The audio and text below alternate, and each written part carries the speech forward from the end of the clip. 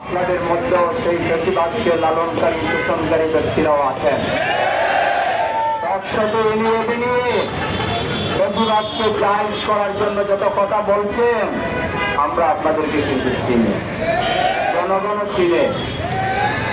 এই জাতি পরমত সহিষ্ণুতাকে পছন্দ করে। আপনাদের অতীতের অনেক বাড়াবাড়ি জাতি কিন্তু ক্ষমা করে দিয়েছে। আপনারাও নানা বিনয়, নানা অনুরোধ কিন্তু আমাদের কাছে পাঠিয়েছেন। আপনারা না পাঠাইলেও আমরা কিছু করতাম না, আপনারা পাঠাইছেন। এখন আবার সুযোগ বুঝে চোখ বুঝে চোখ মারতেছেন। আমি মনে করি এটা বিবেক বিরোধিতা, অন্যায়।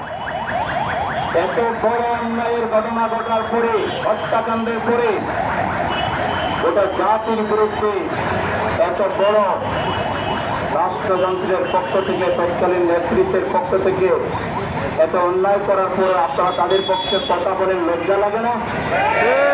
লজ্জা শরমের মাথা খেয়েছেন? এগুলো বন্ধ করুন। এবং আমরা সরকারকে বলতে চাই, ছোটখাটো দু একটা বিষয় ছাড়া একটা বড় সফলতা আপনাদের বিশ্ববিদ্যালয়গুলোতে নির্বাচন সুষ্ঠুভাবে করতে পেরেছে। এজন্য ধন্যবাদ দেই আমরা। অর্থনীতিটা মোটামুটি চেষ্টা করছেন আপনারা, খারাপ না, কিন্তু আপনাদের সবচাইতে বড় ব্যর্থতা গত পরশু সন্ত্রাসীরা আপনাদের চোখে আঙ্গুল দিয়ে দেখিয়েছে। আপনারা সুষ্ঠু নির্বাচন করবেন, ঈদের আনন্দ করবেন, আটক করতে আনন্দ, বিয়ের আনন্দ করেন, কোনো অসুবিধা নাই। কিন্তু সন্ত্রাসীদের আপনারা পেশাগ্র স্পর্শ করতে পারেন না। আপনাদের জন্য এটা লজ্জাজনক, এটা বেদনাদায়ক।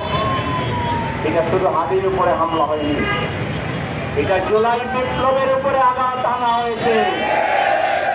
এই জাতিটা কখনোই বরদাস্ত করবে না। আপনারা এখন 50 লক্ষ টাকা পুরস্কার ঘোষণা করছেন। আপনাদের ইন্টেলিজেন্স এত দুর্বল, এটা নিয়ে আপনারা জাতীয় নির্বাচন সুষ্ঠু করবেন, এটা মোটেই বিশ্বাসযোগ্য ব্যাপার নয়। এজন্য সময় তো অনেক পার হয়ে গেল, এত সময় লাগার কথা নয়। কারা হামলা করেছে তাদেরকেও ধরা লাগবে, আর হামলাকারীদের নির্দেশদাতা এবং মদতদাতাদেরকেও ধরতে হবে। এটা যত বড় তোমরা হোক না কেন, আপনাদের চামড়া বাঁচাবার জন্য যদি তাদেরকে রিলিফ দেন, 18 কোটি মানুষের অভিশাপ আপনাদের উপরে পড়বে। জুলাই শহীদদের অভিশাপ আপনাদের উপরে পড়বে, জুলাই যোদ্ধাদের অভিশাপ আপনাদের উপরে পড়বে। এজন্য প্রফেসর ইউনূস সাহেবের সরকারের এখন 1 নাম্বার মাথা পেতানো উচিত। যে কোনো মূল্যে সরাসরি অভিযান চালিয়ে 100% অস্ত্র এবং সন্ত্রাসী অস্ত্র উদ্ধার করতে হবে, সন্ত্রাসীদেরকে গ্রেপ্তার করতে হবে, চাঁদাবাজদেরকে গ্রেপ্তার করতে হবে। এটা যদি আবার লোক করেন, আপনাদেরকে অত্যন্ত খারাপ পরিণতির সম্মুখীন হতে হবে। এটার জন্য আপনারা আফসোস করবেন।